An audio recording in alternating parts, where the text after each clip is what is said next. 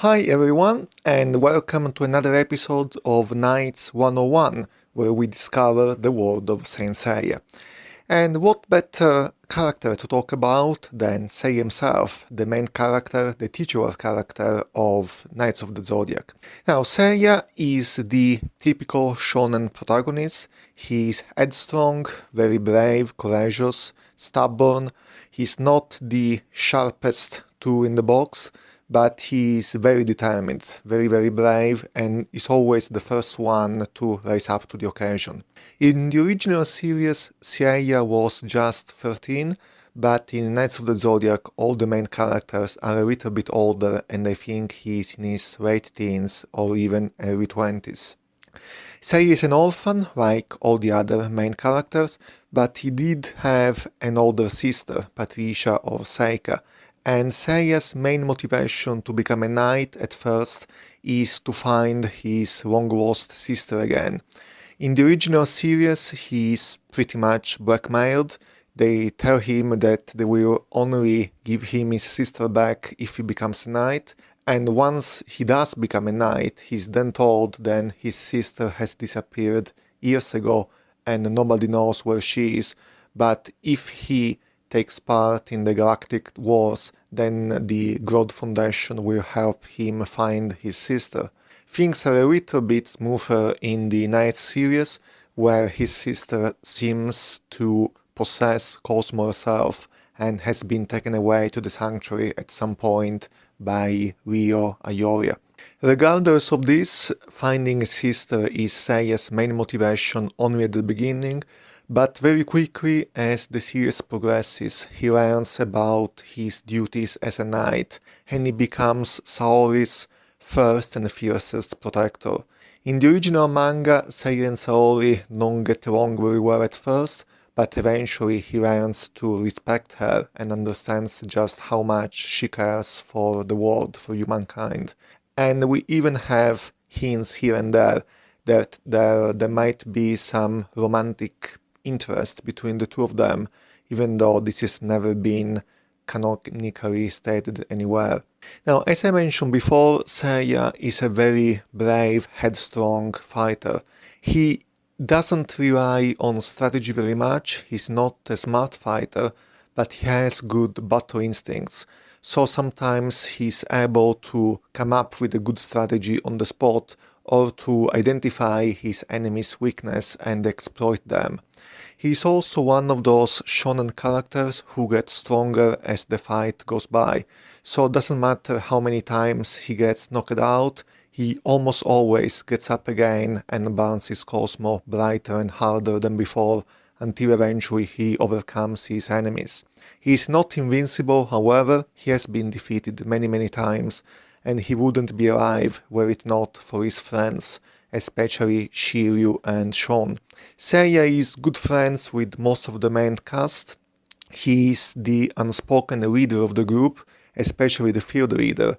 As I said, he's not much of a strategist, but he's the moral compass and also the motivator of the group. And when it looks like everybody else is about to give up because they think there's nothing more they can do, it's usually Seiya who rises up to the occasion, motivates them, and pushes them into action once more. So you can sort of think of Seiya a little bit as a Captain America, because not the most powerful of the group, but his extremely strong motivation and determination usually makes him able to defeat most opponents. Seiya's fighting techniques reflect his personality, because it's not an extremely powerful attack, but it's a very effective one, especially as it becomes more powerful over time. And this attack is the Pegasus Meteor Fist, or Pegasus Ryuseikan, which essentially consists in a number of high-speed punches. Now, how many punches, and above all, how quick each punch is, depends as Seiya progresses. At first, his attacks only move at Mach 1, so about at sound speed, but as he becomes more and more stronger, eventually he awakens to the 7th sense, and his attacks move at light speed. And there doesn't seem to be an upper limit to how many punches Seiya can throw, so most enemy's defenses will eventually shatter against this barrage of attacks. And even though each individual punch isn't extremely strong, all of them together eventually are something to be reckoned with. However, sometimes his Pegasus Ryuseiken isn't enough, and this is when Seiya uses his Pegasus Suiseiken, or Pegasus Comet Fist. And the Pegasus Comet Fist is basically all the punches of the Meteor Fist combining together in one large and powerful attack. And this is one attack lacking the range of the Meteor Fist, but far more powerful. Seiya uses this technique when it's necessary to break a standstill or to smash through an enemy's defense when such defense is extremely tough and extremely resistant. So when several Meteor Fists aren't enough, usually one Comet Fist is. Seiya also has another attack which is called the Pegasus Roaring Crush, and this is a completely different type of technique where he basically grabs his enemy from behind and the two of them fly towards the sky and then come back on Earth and smash against the ground. It could be an almost suicidal attack because Seiya has to be careful to jump away before the moment of impact, otherwise he also risks getting injured by his own attack.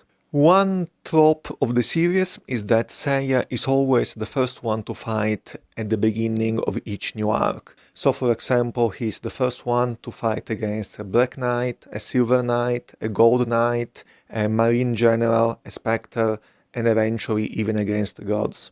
Seiya is also the one to always defeat the final enemy, the big boss.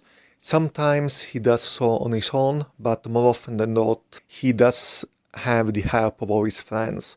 And one of Seiya's characteristics is that in times of extreme need, the other knights will pour their cosmo into him, allowing him to get up again, become stronger, and reach his highest power and defeat the enemy. Now, this isn't something quite like Goku's Genki-Dama, but it's very similar, in the sense that Seiya sort of gets recharged by everyone's energies when they pour them into him. Towards the end of the series, this is a little spoiler alert, but there we go. Towards the end of the series, we discover that Seiya is the reincarnation of the original Pegasus Saint. Apparently, Athena has always had the Pegasus Saint by her side, and together the Pegasus Saint and Athena have defeated all of her enemies, including Hades, who is her most powerful and oldest enemy. Seiya himself isn't aware of being anyone's reincarnation. When he's told so, he just says he doesn't know anything about it and carries on as usual. We've never met yet the original Pegasus Saint, he's just been mentioned from time to time, but several spin-offs taking place in the past show past Pegasus Saints and they all look like Seiya, implying that he really is the reincarnation of the original Pegasus Saint. Towards the end of the series, Seiya first wears the Sagittarius God Cloth. This is considered the most powerful God Cloth because the Sagittarius arrow can condense everyone's cosmo to become more powerful, so a little bit like Seiya himself. And at the very end, he awakens to his Pegasus God Cloth, which is the highest state of his cloth and allows him to battle the gods. In series spin-offs such as Saint Seiya Omega, Seiya is known as a god killer because he has defeated so many gods that he is almost feared by them. He has officially become the Sagittarius Saint and is always there protecting Athena because it's his duty, but also because that's what he wants. Eventually, the relationship between Seiya and Athena becomes such that it's not so much duty, it's just friendship and even love, probably. But yes, this was it. This is the story of Seiya in about 10 minutes for this episode of Knights 101, and I'll be back soon with another knight to discuss. But in the meantime, as usual, please like the video, subscribe to the channel, hit the notification bell, share this and any other video you like, and keep watching the world of Saint Seiya. See you soon, bye!